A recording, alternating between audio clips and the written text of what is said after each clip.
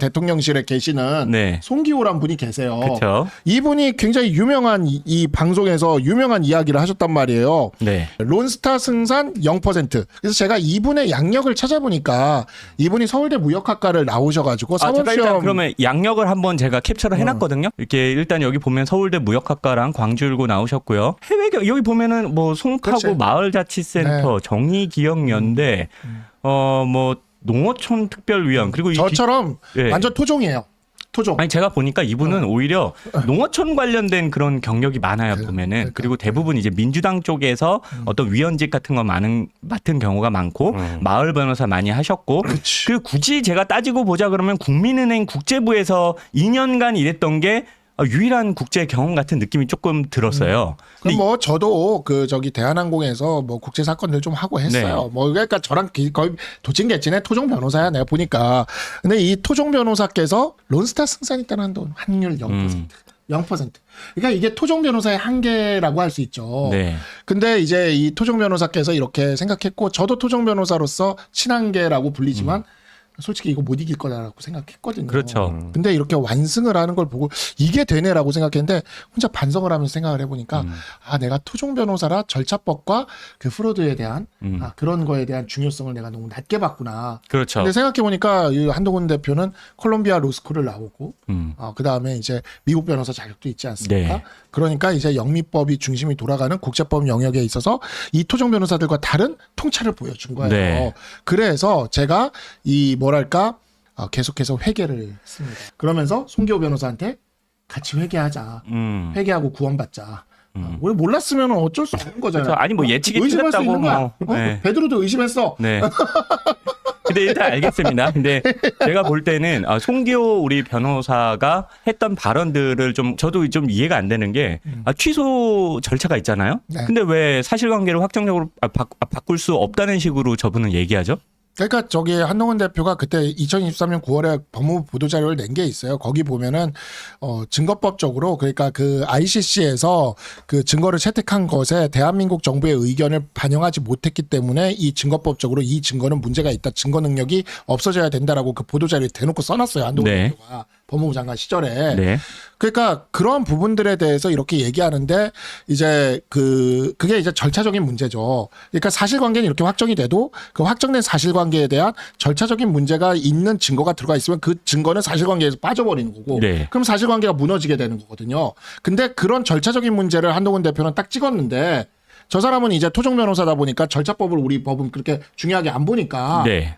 절차적으로 좀 위법이 있어도 우리나라는 그냥 실체적으로 그냥 가는 그런 경향들이 좀 있잖아요. 그러다 그렇죠. 보니까 그 절차법적인 거를 공격해 들어가는 그 포인트에 대해서 전혀 이해를 못한 거죠. 네. 그래서 저렇게 얘기를 한 거예요. 그러니까 공부가 부족한 거예요. 근데 저런 분이 이재명 대통령이 국제통상 전문가. 네. 그래서 뭘 전문을 했나 해서 제가 사건도 좀 찾아봤거든요. 네. 그랬더니 이번에 유재하 변호사랑 저랑 이렇게 했던 그 정보공개 청구, 네. 그 FTA나 이런 거 할 때 그거에서 몇 개 승소했더라고요. 그 국내 법원에 한 거잖아요. 잠깐만.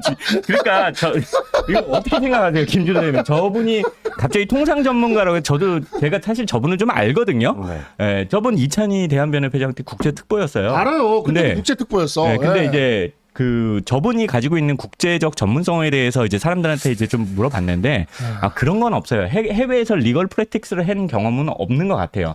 근데 저런 분이 예컨대 민변에서 국제통상 무슨 위원장을 맡았다고 갑자기 어느 순간부터 그게 뻥튀기가 돼서 국제통상 전문가라는 타이틀로 이렇게 좀 활동을 하기 시작했거든요. 네. 이런 현상에 대해서 좀 어떻게 보세요? 그러니까 정치권들이 자주 이용하는 거짓말 뻥튀기 자기 스펙 스스로 만들기지 않습니까? 자기 스펙 스스로 만들기. 그냥 쉽게 말해서 박민영 지금 아직도 대변인이죠. 그분 같은 경우에 대변인으로 이제 정치 생활을 하고 공보 업무를 담당하다 보니까 무슨 뭐 거의 뭐 기자 출신이거나 무슨 아나운서 출신인 것처럼 아주 뭐 대단한 전문가인 것처럼 얘기하지만 사실 그런 게 아니지 않습니까? 아니죠. 저 역시도 뭐 대변인이라고 해가지고 언론에 대해서 되게 전문적으로 다룰 것 같지만 그냥 정치를 하다 보니 대변인 쪽이나 공보 쪽 업무를 계속 맡게 되다 보니까 그렇게 된 거지. 네. 대놓고 제가 대변인입니다. 저는 언론 생태계를 다 합니다. 저는 언론 고시를 패스했습니다. 이런 식으로 할 수가 없거든요. 네. 그렇기 때문에 저런 사람들이 사법고시를 패스한 변호사일 뿐이지 예. 특별히 저 사람이 통상 전문가라고 하는 근거 자료가 없지 않습니까? 네. 그럼 그 근거 자료를 누가 만들었냐? 셀프로 만든 거죠. 아, 자기가 알고 있는 뭐 그런 직역 단체에서 그런 거창한 타이틀이 달린 위원장이나 위원직 하나를 받은 다음에 그렇죠. 그다음부터는 내가 통상 전문가다. 그러니까 하루아침에 통상 전문가가 되어 있는 거죠.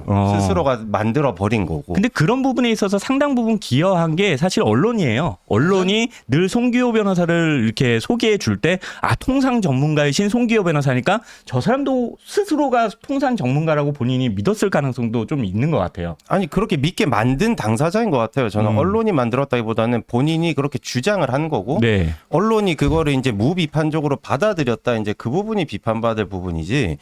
사실 죄를 지은 거는 뭐 죄라고 하긴 그렇지만 저 사람이죠. 그리고 이제 뭐 저분이 쉽게 말해서 통상 전문가라 해가지고 뭐 FTA 협상을 들어가 봤겠습니까? 아니면 뭐 WTO 이런 국제 회의에 뭐 배석을 해서 참석을 해봤겠습니까? 아니, 그냥 방구석 없겠죠. 변호사잖아요.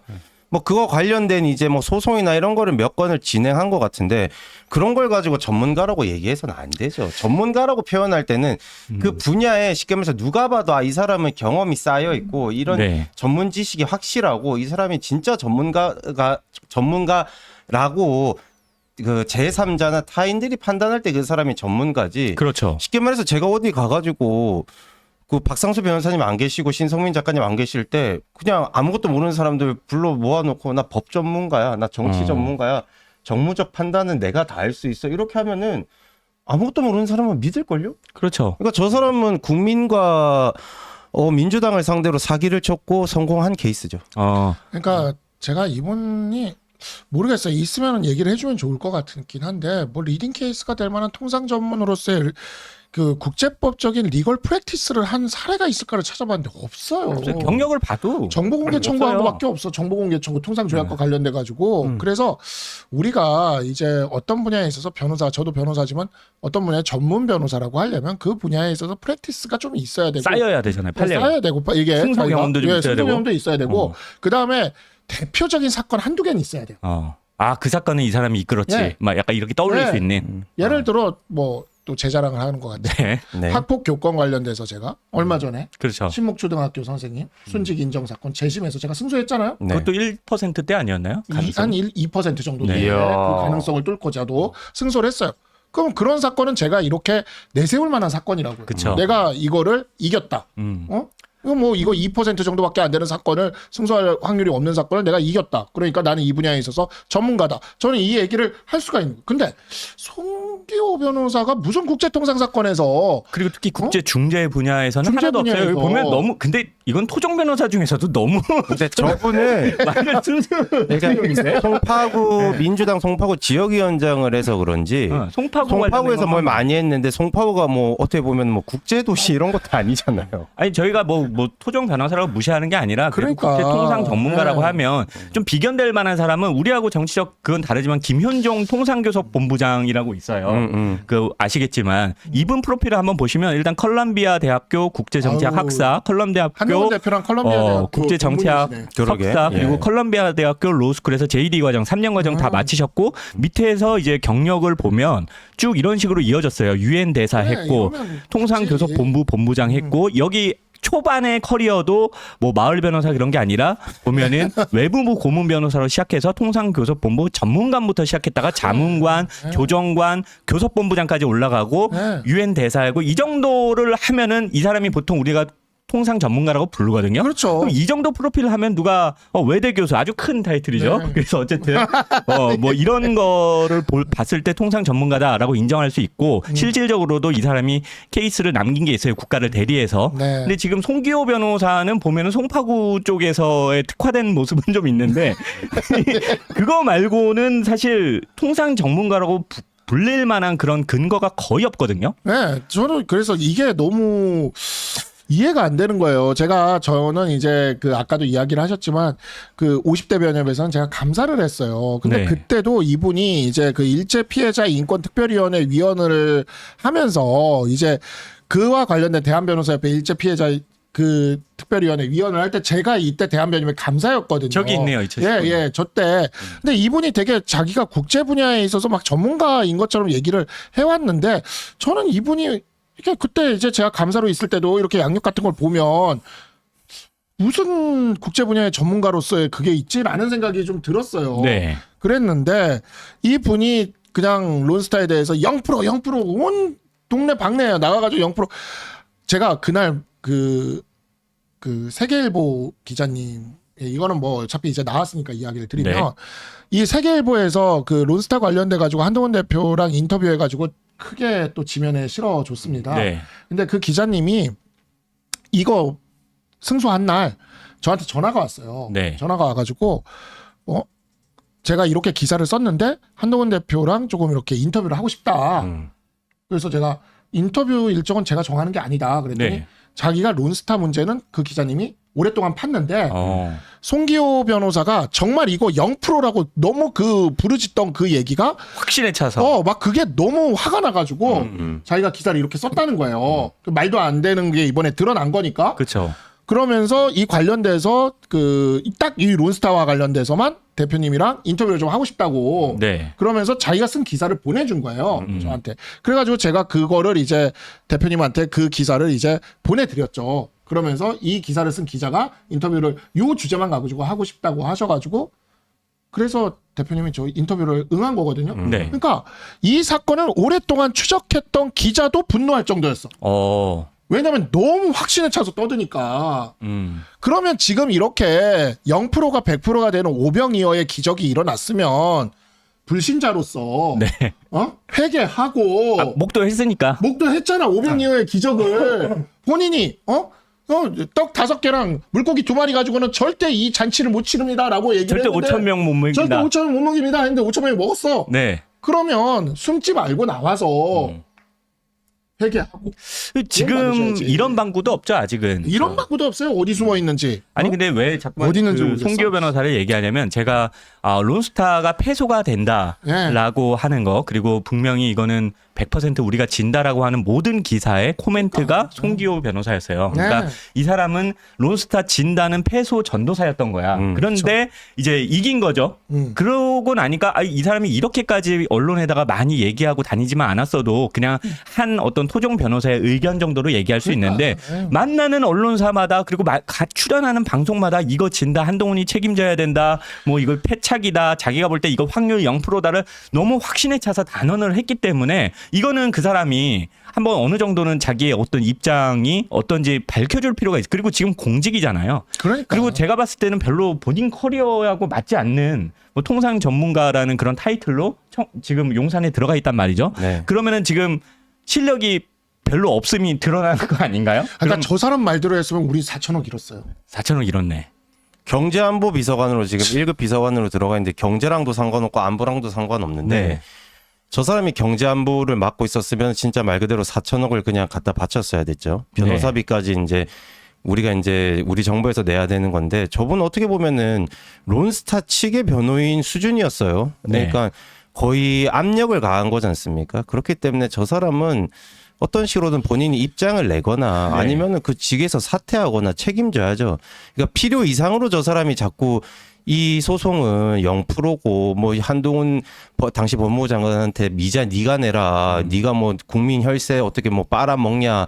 네가 책임져라. 네가 뭔데 하라 말하냐. 이제 이렇게 계속 나온 거지 않습니까? 거의 악다구니에 가까웠죠. 그러니까 본인이 한 얘기가 아주 정반대의 결과가 나왔기 때문에 본인이 책임져야죠. 본인도 보니까 정치인으로서 출마도 했던 사람이고 배현진 의원과 이제 총선에서 맞붙었던 경쟁자인 것 같은데 책임지고 나가야죠. 이게 아니 대장동에서는 7,800을 해먹고 저 사람 새치 혀 때문에 4천억을 그냥 그대로 날릴 뻔한 거지 않습니까? 그렇죠.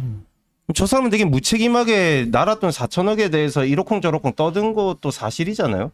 책임져야죠. 근데 이제야 가지고 민주당 그 국무총리나 법무부 장관이라는 사람은 나와서 새 정부가 이러네 캐거라고 하면서 자기네들끼리 자아자찬하다가 이제 상황이 좀 복잡해지니까 한동훈 대표가 뭐 잘했고 수고했고 뭐 이런 식으로 물타기를 하고 있는 거지 않습니까?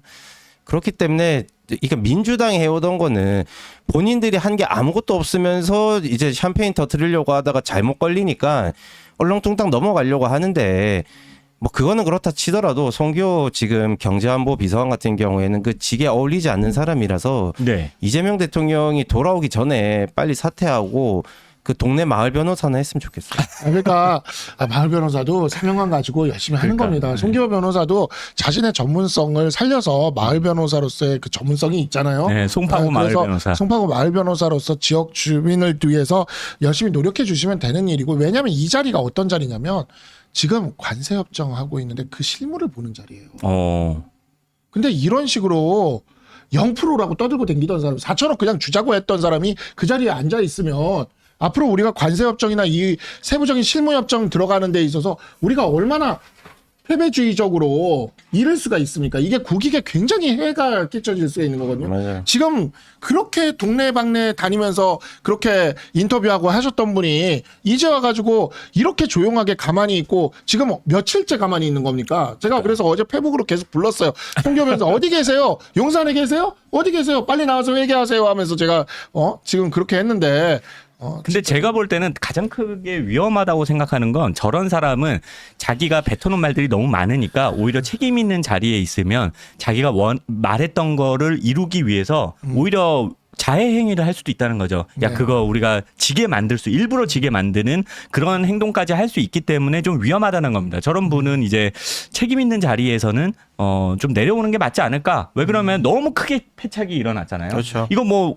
본인이 원해가지고 동네방네 떠들었기 때문에 이거 주워 담을 수도 없어요. 맞아요. 한두 개가 아니에요. 제가 볼 땐 최소 몇백 건의 기사에 송기호 하면서 진다 그리고 뭐 한겨레는 사설까지 내서 그것도 뭐 최근이에요. 올해 막 그러니까. 지면 한동훈이 뭐 개인 돈으로 배상할 네. 거냐 뭐 이런 식으로 악다구니를 하다가 이기고 나니까 갑자기 지금 새 정부가 잘해서 이겼다. 이거는 조금 이게 안 맞는 것 같다. 그러니까 빨리 송기호 씨, 제가 저 어제 사셨잖아요. 송기호 씨 저는 회개하고 있어요. 송기호 씨 어디 공부가 계세요? 부족했으네. 송기호 씨 어디 용산 대통령실 계세요? 하면서 말 좀 해보세요. 통상 전문가시잖아요. 하면서 제가 그러는데 좀 경제안보 많이 나와야 비서관이 됩니다. 아니라 경제 안 보는 비서관이에요. 경제 안 보는 비서관.